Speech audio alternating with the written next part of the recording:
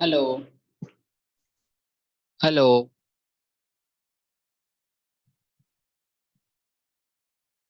Hello.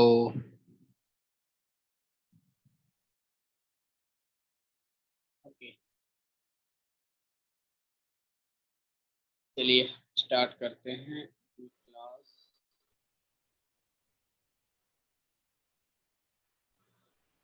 Okay, यहाँ पे हमने ऑन चेन बनाया और हैंडल इनपुट का एक फंक्शन बनाया है और इसकी रेफरेंस दिए से यहाँ पे फंक्शन बनाएंगे। सबसे पहले इसके ऊपर हैंडल इनपुट, हैंडल इनपुट का फंक्शन बनाएंगे। और चूंकि हमें इसमें स्टेट को एक्सेस करना है तो it should be an arrow function, तो एरो फंक्शन होना चाहिए। और इसके लिए हम क्या करेंगे, यहाँ पे इवेंट जो हमारा आ रहा है इवेंट, और इवेंट के साथ इसको एक्सेस करेंगे। तो सबसे पहला काम हम ये करेंगे कि जो भी वैल्यूज आती है, देखिए अब इसमें क्या है कि मैं स्टेट को हर बार अपडेट करना है जैसे इस फंक्शन कॉम हो। तो अगर स्टेट को अपडेट करना है तो this dot set state and then this. Okay, देखिए दिस डॉट स्टेट में क्या होगा कि जब भी किसी भी वैल्यू पे एंटर होगा, मतलब कि अगर ये वाला इनपुट चेंज होता है, first input, first input change हुआ तो ये फंक्शन कॉल होगा, हैंडल इनपुट का फंक्शन कॉल होगा। तो जो आईडी होगी इसकी, और इसकी जो हमने आईडी डिफाइन की हुई ये आईडी, इसकी आईडी यही रहेगी, मतलब ये यूनिक आईडी है तो हम इस कैरेक्टर को यूनिकली आइडेंटिफाई कर सकते हैं। इसकी आईडी यही रहेगी और हमें क्या करना है कि जो आईडी है वो हमारे इस नेम से मैच करती है। ठीक है, तो जब हमारी आईडी जब नेम से मैच कर सकती है तो हम क्या कर सकते हैं कि जावा स्क्रिप्ट के ऑब्जेक्ट की प्रॉपर्टी यूज कर सकते हैं, जहाँ पे आप डायरेक्टली उसकी आईडी के हिसाब से एक्सेस कर सकते हो। और टारगेट डॉट आईडी। ओके, तो कल मैंने आपको दो मेथड्स बताए थे, एक ये डॉट नोटेशन वाला, सेकंड मैंने ये ब्रैकेट नोटेशन बताया था। हम इस ब्रैकेट नोटेशन को यूज कर रहे हैं for accessing individual ID. Okay, और इस आईडी के बाद ई डॉट टारगेट जो हमारा इनपुट फंक्शन इनपुट होगा, और इनपुट के बाद वहाँ पे जो उसकी वैल्यू होगी उसको हम टारगेट कर रहे हैं। देखिए ये कोड क्या करेगा, event dot target dot ID जिस इनपुट में चेंज हुआ, सपोज दैट कि यहाँ पे कलर में चेंज हुआ, तो कलर में जब चेंज हुआ तो क्या हुआ कि इसकी वैल्यू कलर हो जाएगी। जब इसकी वैल्यू कलर होगी तो वो इसको टारगेट करेगा, इसको इस कलर को।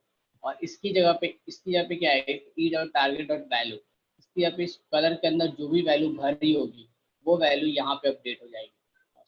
सॉरी, यहाँ पे, यहाँ पे कलर आ जाएगा क्योंकि इसकी आईडी कलर होगी, और यहाँ पे उसकी वैल्यू जितनी भी चेंज होती जाएगी उसकी वैल्यू आती जाएगी, ये इसको अपडेट करेगा।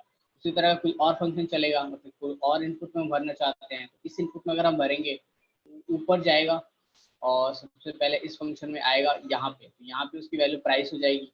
प्राइस क्या होगा, event dot target dot value, इसकी वैल्यू जो भी हम प्राइस में भरे होंगे वो चीज इसकी वैल्यू सेट कर देगा। Let's see this render dot set dot, और इसकी अब जरूरत नहीं पड़ेगी हमें क्योंकि हमने ऊपर ही हर ऑन चेंज पे इनिशियलाइज कर दिया, तो अब इसकी जरूरत नहीं है। डोंट नीड दिस, बट हम फॉर्म को भी प्रिवेंट डिफॉल्ट ही रहने देते हैं। चलिए चेक करते हैं सेट, रिफ्रेश करते हैं इसको, और रिफ्रेश करने के बाद यहाँ पे मेटो रेड प्राइस समथिंग थी।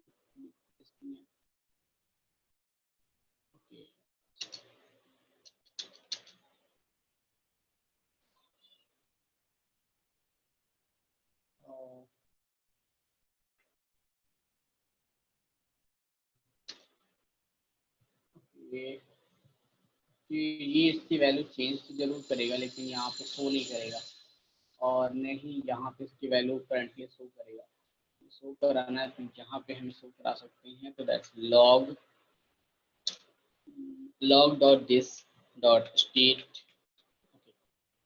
यहाँ पे स्टेट की वैल्यू लॉग करेंगे जब फॉर्म सबमिट होगा तब, और इस बटन की तब सबमिट है, सही है। चलिए इसे रिफ्रेश करते हैं अगेन, नो एरर, कोई एरर नहीं है। चलिए उसके बाद हम क्या करते हैं कि यहाँ पर रेड भरते हैं और इसकी वैल्यू कुछ भी भर सकते हैं, टेस्टिंग ही है। Okay, but it is not provide this. यहाँ पे ये है कि इसने वैल्यू अपडेट करने के बाद प्रिंट नहीं किया, बल्कि यहाँ पे क्या किया, टारगेट डॉट आई डी और आई डी के बाद E dot target dot value. बाकी सब चीज़ 1 minute, what we have left on submit का हैंडल फॉर्म कॉल होना चाहिए और हैंडल इनपुट फॉर्म होना चाहिए।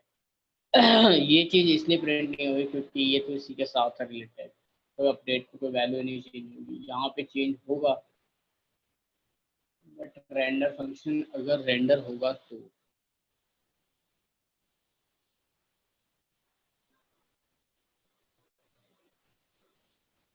अगर हमारा रेंडर फंक्शन दोबारा रेंडर होगा देन इसकी वैल्यू चेंज होगी, अदरवाइज तो नहीं होगी,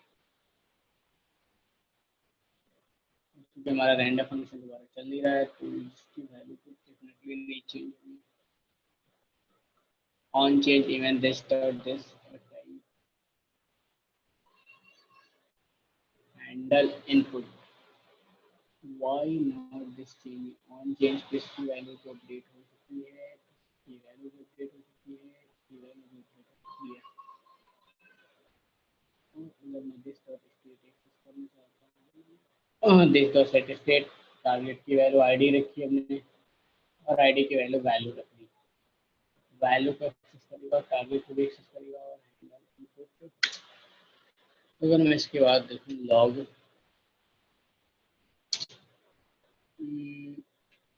दिस डॉट स्टेट फंक्शन के बाद मैं अगर दिस डॉट स्टेट देखूँ, there is a blank,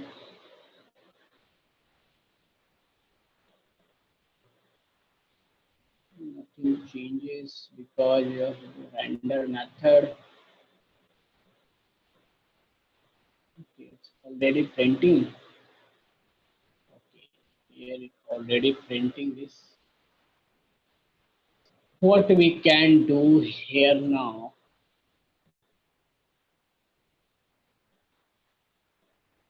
id is name, this id is color, and this id is price, this is the number, handle input.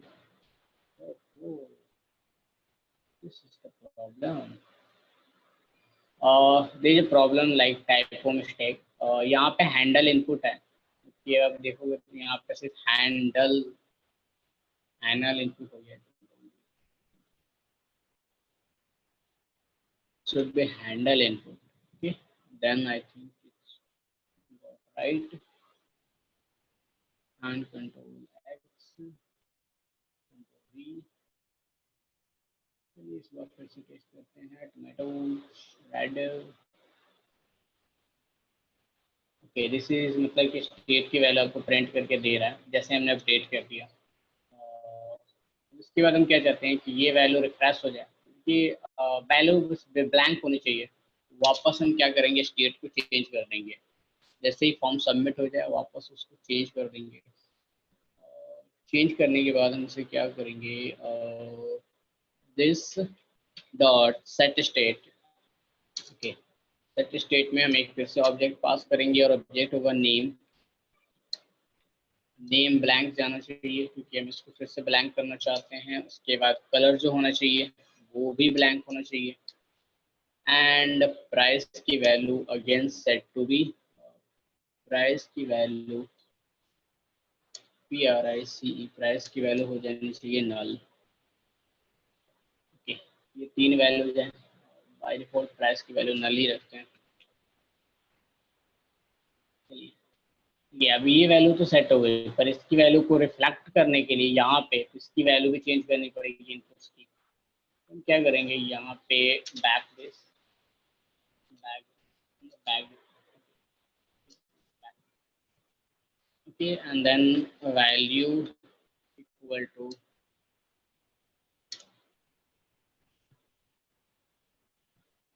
हम कंट्रोल डी यूज करेंगे।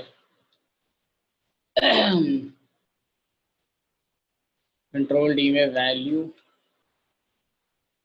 equal to this, sorry, it should be this dot state so this dot state dot, इसकी अलग अलग value है, ऊपर वाले की value होगी और नेम, जो भी उसका नेम होगा वो बार बार उसकी वैल्यू को अपडेट करता रहेगा, नेम के साथ इसकी वैल्यू है प्राइस, सॉरी कलर, कलर और इसकी वैल्यू होगी प्राइस, जो भी प्राइस की वैल्यू होगी वो होगी ये वैल्यू। अगर हम इसे देखें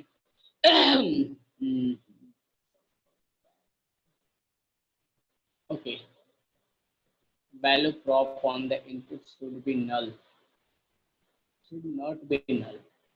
Consider an empty string clear the component.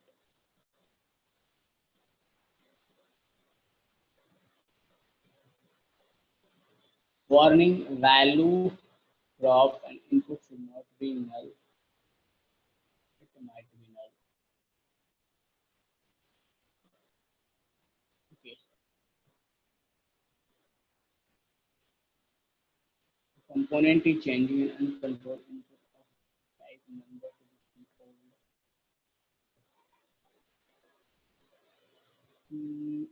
Okay, we cannot do this because इसकी वैल्यू हम चेंज नहीं कर सकते, यहाँ पे नल की जगह पे हमें 0 रखना पड़ेगा, या हम क्या रख सकते हैं इसकी जगह पे undefined, yeah, undefined is good. Okay, can we set the value of a system to undefined, should not be null. Okay, हमें यहाँ पे भी चेंज करना पड़ेगा, undefined valid है, null valid नहीं है because giving error है, किसी की वैल्यू null नहीं सेट कर सकते, ठीक है null नहीं सेट करेंगे, BANA, ओके, कलर का नाम hello, hello is colour, price something like 70 rupees, and this it again giving an error. What we can do now, just put the 0, nothing, if done nothing works then put that 0. Okay, yeah, we never gave her this warning. हम चाहेंगे कि अब हम आराम से add कर सकते हैं बनाना, this is hello, this is the add, और complement in changing control into the type from control input and should not be switched from control. This might be shown here, where this decide between the controlled या uncontrolled input element lag time to component, हमें controlled input चाहिए, uncontrolled तो चाहिए नहीं, price is 0 and there is also price should be 0, और हमें दोनों जगह सेम रखना पड़ेगा, एक जगह हम सेम नहीं रख सकते, tomato is the red and is the price. Okay, now it's all fine. Okay, जो आज हमारे पास ये तो हो गया कि हम इनपुट को हैंडल कर रहे हैं, जो एटलीस्ट हमने पहले भी किया हुआ है इनपुट को handle, but the major issue ये है हमारे पास कि देखिए अगर हमें इनपुट को हैंडल करना है, ये सिर्फ एक इनपुट को हैंडल करेगा और हमारा जो डेटा है वो इसमें नहीं है, हमारा जो एक्चुअल जो डेटा है जहाँ से सारे सारे ये कंपोनेंट रेंडर हो रहे हैं, यहाँ पे जो चीज़ हम रेंडर कर रहे हैं ये यहाँ पे से प्रिंट नहीं होना चाहिए कि यहाँ पे ऐड भी होना चाहिए, हमें क्या चाहिए कि जो डेटा है उसमें ये चीज़ें ऐड होनी चाहिए, तो क्या करेंगे हम एडिशन बनाएंगे, लेट्स मेक दिस, बट सबसे पहले ये देखते हैं ये चीज़ आ कहाँ से रही है, और डेटा जी कहाँ से डेटा आ रहा है, लेकिन रेंडर कहाँ से हो रही है, तो रेंडर हो रही है ये I think card component, right, यहाँ से कार्ड कंपोनेंट से रेंडर हो रही है, ये कार्ड कंपोनेंट से रेंडर हो रही है,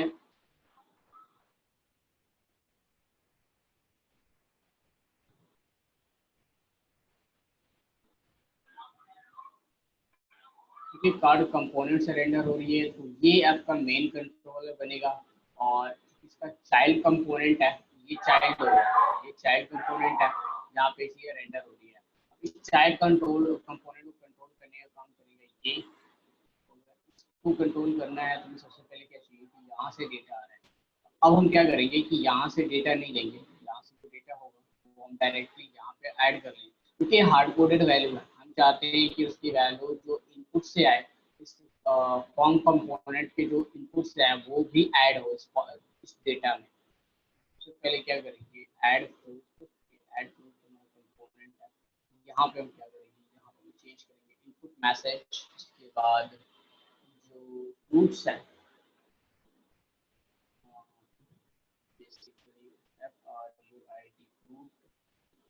fruit, data, fruit data को हम क्या करेंगे, it is as an array, तो array है तो हम क्या करेंगे, triple t and then fruits।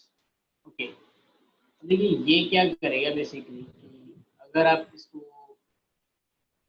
देखते हो तो ये क्या करेगा, फ्रूट जो डेटा है ये इस डेटा को लेगा, और हमने पढ़ा है कि जो तीन अगर डॉट्स लगे हो तो स्प्रेड ऑपरेटर, मतलब जितना भी इसका डेटा है, जितना भी इसका डेटा है, ये चार डेटा है, पांच डेटा जो भी है, वो क्या होगा कि यहाँ पे आ जाएगा, मतलब इस फ्रूट डेटा के अंदर सारा डेटा कॉपी हो जाएगा इसके स्प्रेड ऑपरेटर पे।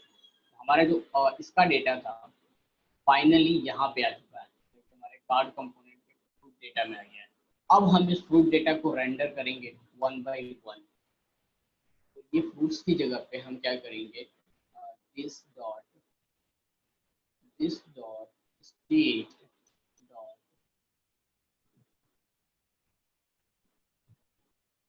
Fruit data dot map. I think it's warning। अगर हम इसे देखें तो यहाँ पे कोई चेंज नहीं हुआ, नथिंग, प्रेस भी करो तो कोई चेंज नहीं है, क्योंकि वो डेटा वही कॉपी हो गया है लेकिन चल तो वहीं से रहा है। ये डेटा मतलब यहाँ से जो डेटा था वो यहाँ पे कॉपी हो चुका है। अब हम क्या कर सकते हैं कि इस डेटा में जो डेटा कॉपी हो चुका है, इस फ्रूट वाले डेटा में अपना जो नया डेटा आ रहा है उसको ऐड करेंगे। Okay, but the problem is, problem ये है कि ये डेटा अलग कंपोनेंट में है और ये वैल्यू कहीं अलग कंपोनेंट में है, ऑल्दो ये चाइल्ड कंपोनेंट है। देखिए हमने अभी तक ये पढ़ा है कि हम पेरेंट कंपोनेंट, ये कार्ड कंपोनेंट आपका पेरेंट कंपोनेंट है, और ऐड फ्रूट जो है ये चाइल्ड कंपोनेंट है, और इस कार्ड कंपोनेंट का ही एक चाइल्ड कंपोनेंट है। ये ऐड फ्रूट एक चाइल्ड कंपोनेंट है और ये पेरेंट कंपोनेंट है। अभी क्या है कि हमने दिया कार्ड कंपोनेंट से मतलब कि पेरेंट कंपोनेंट से चाइल्ड कंपोनेंट को डेटा हम प्रॉप्स के थ्रू भेज सकते हैं, ठीक है। अब हमें डेटा क्या चाहिए कि ऐड फ्रूट में जो भी स्टेट का डेटा है, जो हमने इनपुट करने के बाद भरा हुआ है, स्टेट को हमने चेंज कर दिया है, और इस स्टेट को डेटा को हमें पास करना है इसके पेरेंट कंपोनेंट में, जो मतलब पेरेंट कंपोनेंट है हमारे पास एक कार्ड कंपोनेंट। मतलब कि ऐड फ्रूट जो चाइल्ड कंपोनेंट है उससे हमें डेटा पास करना है कार्ड कंपोनेंट। देखिए इसमें क्या होता है कि हम पास कर सकते हैं, बट यहाँ पे क्या होता है कि इससे क्या होगा कि हम एक फंक्शन के थ्रू पास करेंगे, डायरेक्टली नहीं पास कर सकते। हम क्या करेंगे कि इस मेन कंपोनेंट में एक फंक्शन बनाएंगे, उस फंक्शन को प्रॉप्स के थ्रू पास करेंगे। ये थोड़ा नया कंसेप्ट है। नया कंसेप्ट ये है कि हम सिर्फ डेटा ही नहीं, जबकि एक पूरा का पूरा फंक्शन भी अपने प्रॉप्स के थ्रू पास कर सकते हैं।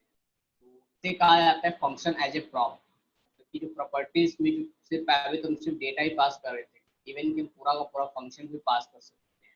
और ये जो फंक्शन चाइल्ड कंपोनेंट में हम कॉल कर सकते हैं, और कॉल करने की जब हम कॉल करेंगे तो पता है कि हम उसमें पैरामीटर भी दे सकते हैं। हम ये जो स्टेट की वैल्यू है जब कॉल करेंगे उस फंक्शन को, उसमें हम पास कर देंगे। Let's see this. ओके, सबसे पहले हम यहाँ पे एक फंक्शन बनाते हैं जो इस चाइल्ड कंपोनेंट से आने वाले डेटा को हैंडल करेगा। इसको क्या करना होगा,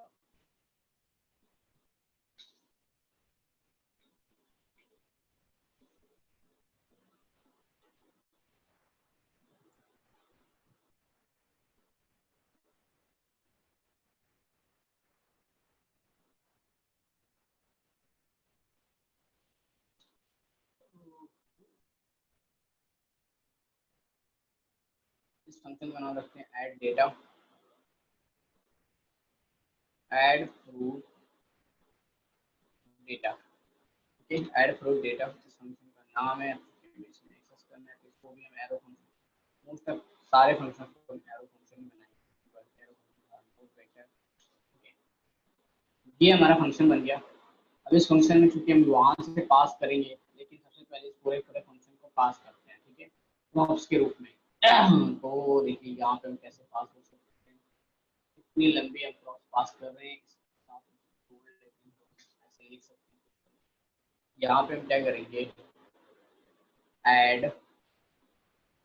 आइटम, नाम कुछ भी रख सकते हैं, यहाँ पे हम फंक्शन का नाम सेव रखेंगे दिस डॉट, हमारे पास जो ऐड प्रूफ डेटा है, ऐड प्रूफ डेटा। अब यहाँ पे देखिए ऐड आइटम के टैग के नाम से हम पूरा का पूरा फंक्शन पास कर रहे हैं, add proof data.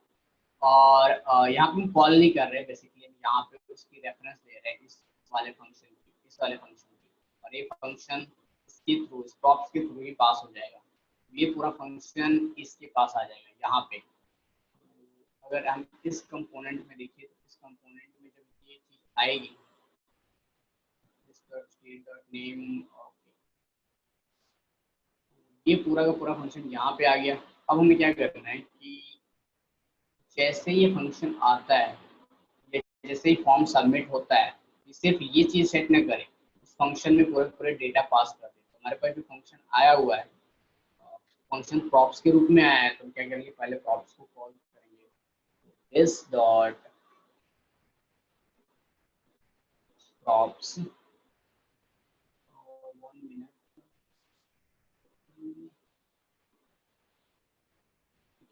This dot props, sorry एक चीज मैंने गलती की है कि इसमें नहीं पास करना था हमें, और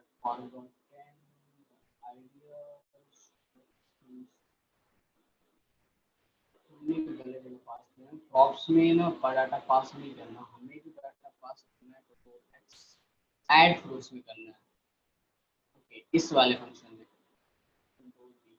ऐड आइटम हम क्या करना है, क्योंकि ऐड फ्रूट ये वाला आइटम है तो हम इसमें पास करेंगे ना कि, ये तो सिंपल डिस्प्ले वाला सिस्टम है, प्रोडक्ट को डिस्प्ले कराने का, ये तो इनपुट लेने का सिस्टम है, तो इस इनपुट वाले में पास करेंगे।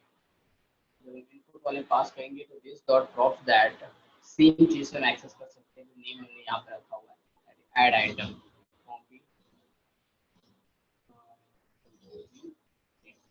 इस ऐड आइटम में हम वैल्यू पास कर सकते हैं। वैल्यू क्या है, this dot state he press करनी है, दिस डॉट स्टेट। ये चीज तुमने पास कर दी, बट इस स्टेट के साथ साथ हम क्या चाहते हैं, जब हम स्टेट पास कर रहे हैं तो साथ एक की भी पास हो।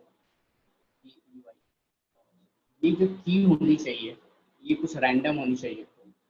मैं अभी के लिए मैथ डॉट रैंडम यूज कर रहा हूँ, की होनी चाहिए, यूनिक होनी चाहिए।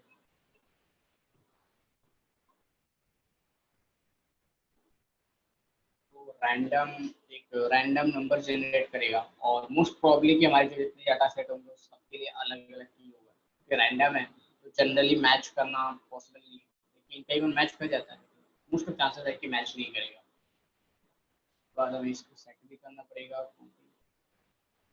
इसमें हम सेम चीज यूज कर रहे हैं। तो हमने दोनों जगह सेट किया, यहाँ पे भी सेट किया और यहाँ पे। चलिए यहाँ पे हम स्टेट को पास कर रहे हैं। अब हम क्या करेंगे, जो भी डेटा कार्ड कंपोनेंट, देखिए चाइल्ड कंपोनेंट था, चाइल्ड कंपोनेंट से हम डेटा वापस पेरेंट कंपोनेंट में पास कर रहे हैं। क्योंकि पेरेंट कंपोनेंट में यहाँ पे डेटा पास कर रहे हैं तो हम यहाँ पे लिखेंगे आइटम, बस आप किसी भी नेम से एक्सेस कर सकते हैं, और इसे लॉग कराएंगे, लॉग, लॉग होगा आइटम, जो भी आइटम हमने पास किए यहाँ से वो चीज लॉग हो जानी चाहिए। Let's see this action, after logging this, सबसे पहले क्या करते हैं, इसको आइडेंटिफाई करने के लिए कि हमने इसे लॉगिन किया है सही जगह,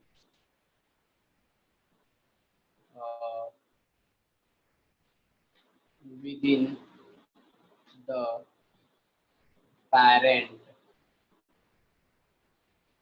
component, parent component में डेटा कर रहे हैं, लेट रिफ्रेश दिस।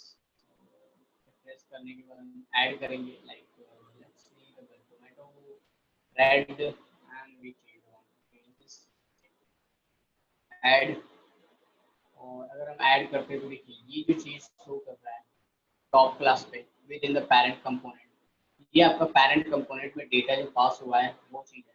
अगर मैं यहाँ पे कोई और चीज़ पास करना चाहता हूँ तो भी मैं पास कर सकता हूँ 70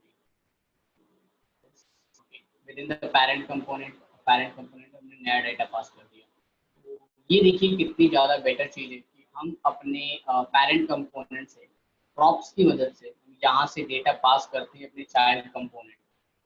ओके, ये चाइल्ड कंपोनेंट में इवन कि हम क्या कर सकते हैं अपने पैरेंट कंपोनेंट से फंक्शन भी पास कर सकते हैं और वापस चाइल्ड कंपोनेंट से हम डेटा इस चाइल्ड कंपोनेंट से इसके थ्रू हम डेटा वापस पैरेंट कंपोनेंट को ही भेज सकते हैं। ये एक कहिए कि डेटा एक्सचेंज का मेथड है कि हम एक तरफ से डेटा भेजते हैं, एक तरफ से डेटा रिसीव करते हैं। ये दोनों टास्क बहुत ज़्यादा सिंक होता है कि हम अपना डेटा भेज सकते हैं और जैसे ही कोई वैल्यू अपडेट होती है तो वापस वो पैरेंट कंपोनेंट को भेज देगा। जबकि देखिए जैसे कि हमारे पास यहाँ पे था, हमारे पास इनपुट था, वो सबसे पहले ये ब्लैंक था तो कोई डेटा चेंज नहीं हुआ, हमने जो डेटा भेजा था वो यहाँ पे आया था। उसके बाद क्या है कि ये चाइल्ड कंपोनेंट अलग है, ये एक अलग कंपोनेंट है। ओके, और दिस इज अनदर कंपोनेंट, ये एक अलग कंपोनेंट है, ये सारे अलग अलग कंपोनेंट्स हैं जिसको बार बार रेंडर हो रहे हैं।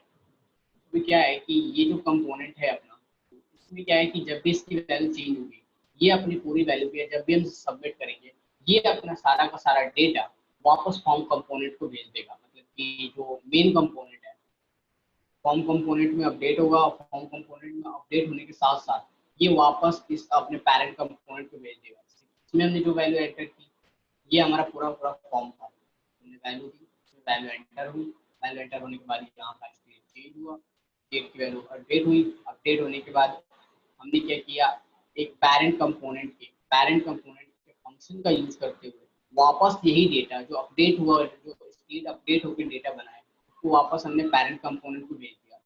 उस पैरेंट कंपोनेंट में हमने वो डेटा एक्सेस करना भी सीख लिया कि हम कैसे उस पैरेंट कंपोनेंट में डेटा एक्सेस।